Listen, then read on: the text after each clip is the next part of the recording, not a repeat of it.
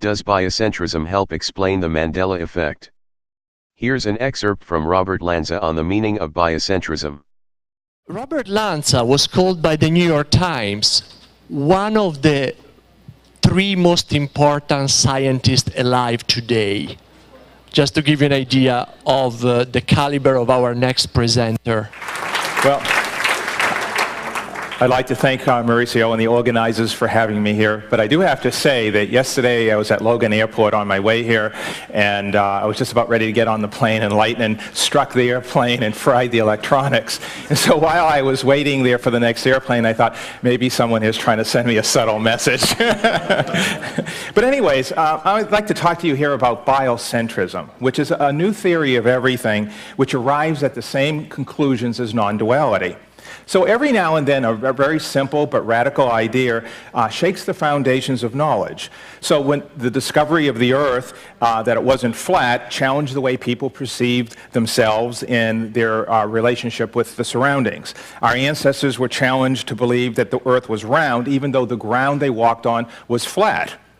And nothing in everyday experience revealed anything about the truth of this idea. So if the Earth was really round, it was argued that people at the bottom would fall off. So it was considered complete nonsense 500 years ago. So likewise, biocentrism is turning the world upside down again, with the seemingly simple idea that the universe arises from life, not the other way around. So switching the perspective of the universe from physics to biology undoes everything we know about the universe and life in it. We think that life is just an accident of physics, but a long list of experiments suggests exactly the opposite. Amazingly, if you add life and consciousness to the equation, you can explain some of the biggest puzzles in science. For instance, it becomes clear why space and time, indeed the properties of matter themselves, depend on the observer. It also becomes clear why the laws of the universe itself are fine-tuned for the existence of life. So until we recognize the universe in our head, attempts to understand the world remain a road to nowhere. So scientists fail to recognize those properties of life that make it critical for our existence. So the view of the world in which life and consciousness are bottom line to understanding the larger universe is called biocentrism. And it revolves around the way our consciousness relates to a physical process. It's a vast mystery that I've pursued my entire life with a lot of help along the way.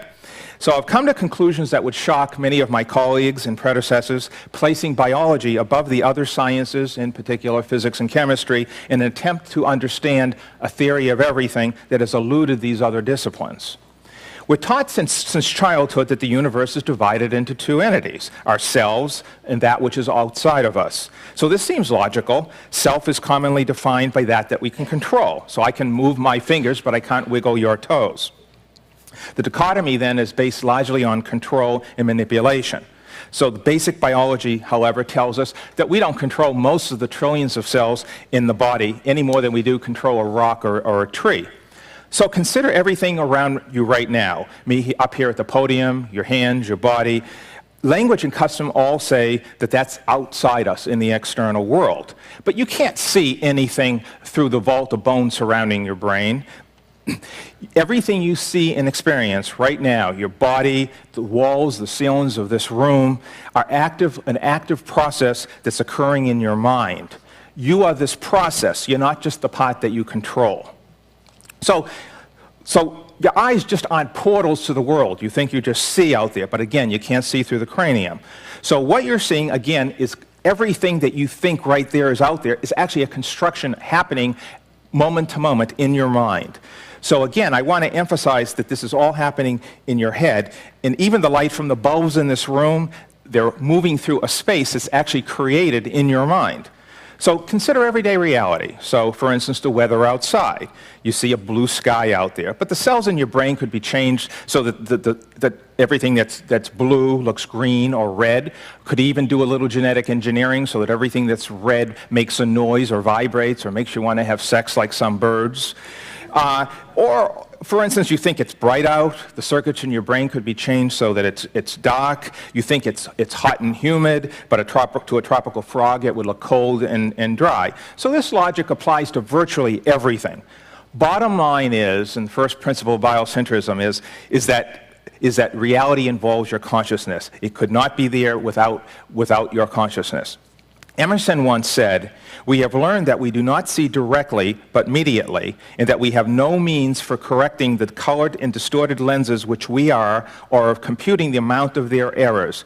Perhaps these subjective lenses have a creative power. Perhaps there are no objects." So why is everyone surprised at the experimental findings of quantum theory? It's because we're still operating in a severely outdated paradigm. We still believe there's an external world that exists independent of the perceiving subject. So philosophers and physicists from Plato to Hawking have debated this. Niels Bohr, the great Nobel physicist, once said, "Not so. When we're measuring something, we're forcing an undetermined, undefined world to assume an experimental value. We're not measuring the world, we're creating it." And this is from a physicist. And at the legendary debates, Einstein presented ingenious ideas supporting the idea of a real world out there. But Bohr shot every one of them down one by one and gradually convinced his colleagues of his point of view. Today, however, most people still believe there's an external world out there. This issue, of course, is ancient and predates biocentrism, which of course explains why one view and not the other has to be correct. So let's consider a little of the physics, the real experiments. Consider the famous two-hole experiment. When scientists watch a particle go through two holes in the barrier, it acts like a little bullet and logically goes through one hole or the other. But if you don't watch it, it behaves like a wave and can go through both holes at the same time. So why should a particle out there change its behavior depending on whether you watch it or not? And of course, the answer is that reality is a process that involves your consciousness. And again, there have been many, many versions of that experiment. Consider Heisenberg's famous uncertainty principle. If there was really a world out there with particles just bouncing around, then we should certainly be able to measure all of their properties. But you can't. So for instance, a particle's exact location and its momentum can't be known at the same time. So why should it matter to matter or to particles what you decide to measure? Again, the answer is simple. The particles aren't just out there. Again, we can go on and on. One more, entangled particles you've probably heard of. How can particles possibly instantaneously be connected at opposite sides of the galaxy out there in violation of the speed of light? Again, they're not just out there. Space and time are tools of our mind. They're forms of animal understanding. So this is the problem, in a nutshell, is that we look at the world like a chipmunk or a squirrel. The squirrel opens his eyes and sees the acorn, and it's just miraculously there. He grabs it and he scurries up the tree without any further thought. And we humans are the same. We wake up in the morning and the world is just magically there. We go through life, we drool, completely oblivious to what's going on around us in the world. But experiment after experiment shows that not a single particle out there exists with real properties until it's observed. So it doesn't take a genius to realize that reality is a process, again, that involves consciousness. So what we need to do is replace the old physics with a new biology. Space and time aren't these hard, cold objects out there, sort of like the pebbles and the shells you pick up along the seashore. No, wave your hand through the air. If you take everything away, what's left? Nothing. And the same thing is for time. You can't put it in a bottle like milk. So again, all of experience is just information that's occurring inside your mind, and space and time are the mind's tools for putting it all together. We even do it in dreams. With your eyes closed, you can be on the beach with bright lights just as real as we are here in this room. Your mind has the ability to create space and time just like it does in dreams. And in schizophrenics, anyone who may be a doctor realizes that those patients see people right beside them in reality just like this, just as real as you and I right now. But that's just part of the equation. Again, you have to look at what's going on in science, not just with the experiments, but in terms of observation. So it turns out that biocentrism may be the only rational way to explain the structure of the universe itself. So the cosmos, it turns out, has a long list of traits that make it appear as if everything was exactly tailor-made just for us. And some are calling this the Goldilocks principles, after the old nursery tale of the three bears who try different bowls of porridge. Some of the bowls are too hot, some are too cold. And the bears also try different chairs and beds. And each time the third bear finds that everything is just right. So likewise, the cosmos has an incredibly unlikely list of traits that make it not to this, not to that, for life to exist. So for instance, the Big Bang, if it was 1 part in a millionth more powerful, it would have rushed out too fast for galaxies and worlds to be here. Again, the result, no us. If the strong nuclear force would decrease by 2%, atomic nuclei would not hold together. Plain vanilla hydrogen would be the only element in the universe. Again, if the gravitational constant were decreased just a slight, just a hair, stars, including the sun, wouldn't ignite. There are over 200 parameters so exact. These could be any number, anything, but they're exactly just right for life to exist. And so, again, if you tweak any of them, you never existed.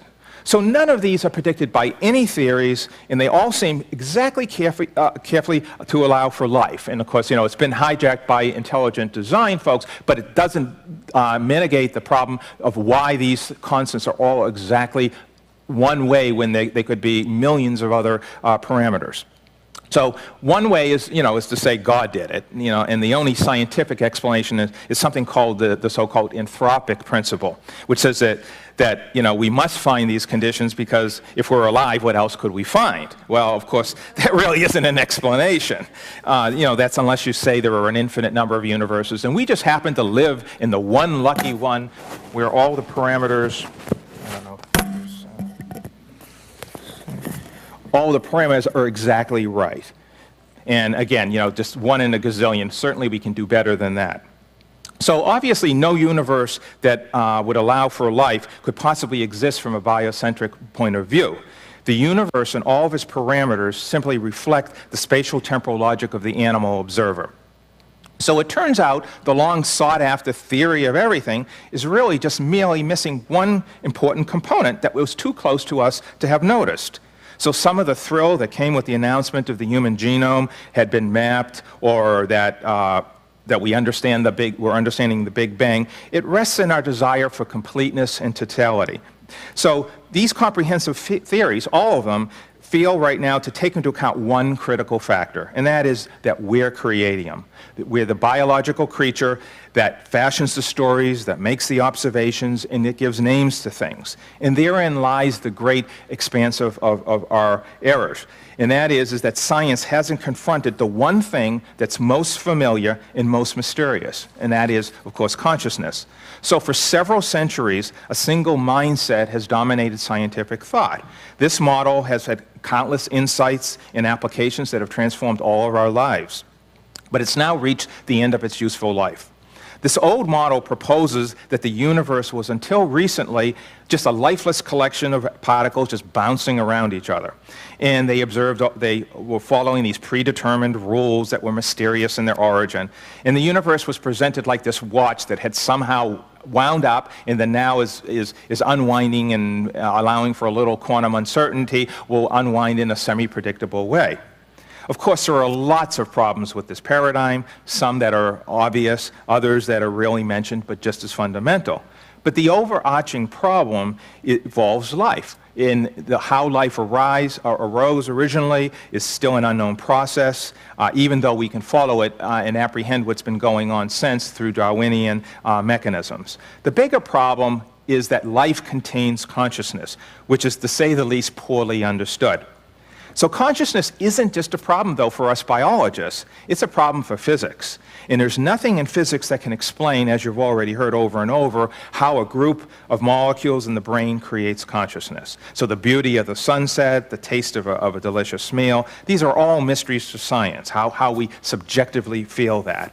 So how can something we can, in neuroscience, we can pin down in the brain where parts of these occur.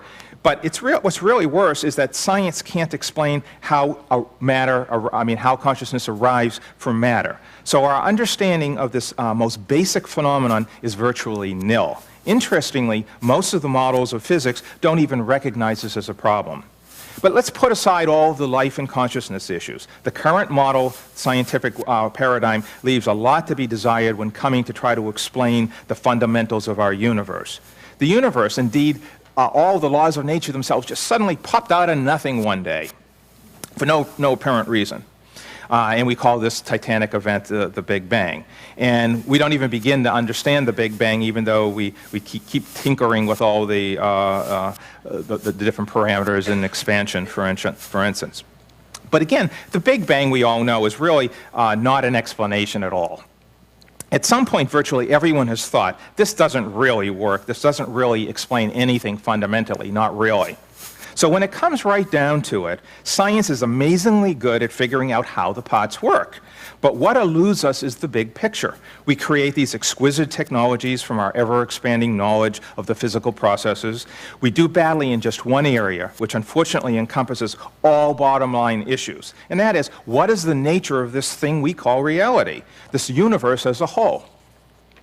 In any honest summary of the current state of explaining the universe as a whole, it's a swamp. And this Everglade is one where alligators of common sense have to be evaded at every turn. So some scientists insist that the theory of everything is just around the corner and that we'll eventually know everything, and any day now. And this isn't going to happen, and it hasn't happened for a reason. And that is because we've shunted a very critical component out of our view, and that component, of course, is consciousness. And it's not just a small item. It's not like anything else. Indeed, it's nothing like anything else. Consciousness is awareness, it's perception, and in an utter mystery, we think it somehow just arises from goo. So how did inert, random bits of carbon ever morph into that Chinese guy who always wins the hot dog eating contest? So in short, the attempt to explain the universe, its origins, its parameters, and what's really going on requires us to understand how the observer, us, how our presence plays a role. So at first this may seem impossible, since much of consciousness still is mysterious. But as we shall see, we can use what we know and what we are increasingly learning to formulate models of the universe that make more sense for the first time. So undeniably, it's the biological creature that makes the observations, that creates the theories. And our entire education system, indeed the construction of language itself, revolves around that bottom-line mindset that assumes there's a separate universe out there, which each of us individually arrives at on a very temporary basis. It's further assumed that we accurately perceive this external, pre-existing reality, and we play little or no role in its appearance. However, starting in the 1920s, the results of experiments have started to show just the opposite. So the observer, it turns out, critically influences the outcome. An electron, again, as I mentioned earlier, can be both a particle and a wave. But how, and more importantly, where that particle will be located, depends on the actual act of observation itself. And again, this is most famously illustrated in the two-hole experiment, which has been performed so many times in so many variations that it's conclusively been proven that if you watch a subatomic particle or a bit of light pass through two slits in a barrier, it will behave like a particle. And it creates these solid-looking hits on a barrier that the physicists can measure. And so like a bullet, it goes through one hole. But again, if you don't observe its trajectory, the particle then exhibits the behavior of a wave and can go through more than one hole at the same time. And since then, the list of paradoxes and intractable problems has continued to grow, starting with those accompanying the Big Bang. For instance, how could the entire universe just arise out of nothingness? Speculated that the memories are caused by parallel universes spilling into our own, while others explain the phenomenon as a failure of collective memory. In 2010, blogger Fiona Broom coined the term Mandela effect to describe a collective false memory she discovered at the Dragon Con convention, where many others believed that former South African President Nelson Mandela died during his imprisonment in the 1980s. That year, Broom launched the site MandelaEffect.com to document various examples of the phenomenon. On August 23, 2012, a post titled Bernstein Bears, We Are Living in Our Own Parallel Universe was published on the blog The Wood Between Worlds, which described a widespread memory of the children's book series Bernstein Bears as Bernstein, explaining the false memory as the result of an alternate reality spilling over into our own. In December 2013, the /r/Mandela Effect subreddit was launched for discussions about the phenomenon. On November 29, 2014, the YouTube channel Shine the Light 73 uploaded a video titled "The Mandela Effect Exploded After the 2014 to 2015 Biblical Blood Moon." Biocentrism therefore could explain and seems to correlate with the Mandela effect. This is indeed interesting.